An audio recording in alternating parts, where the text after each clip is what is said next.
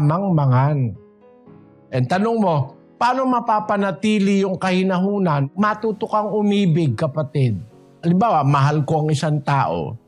Kahit nagagalit na ako, hindi pa rin ako nagagalit, napipigil ko kasi mahal ko yung isang tao eh. Pero pag halimbawa, lagi kang galit, ibig sabihin wala kang pag-ibig noon. Lagi nakasigaw, lagi nakasinghal, laging kung magsalita ay nakakasugat ng damdamin, walang pag-ibig sa kapwa yung ganon. Matuto lang tayong umibig, magiging mahinahon tayo. At ang pagiging mahinahon, kasama ron yung makupad sa pagkagalit. Yun ang sinasabi doon sa Santiago 1:19, basahin natin. Nalalaman ninyo ito, minamahal kong mga kapatid.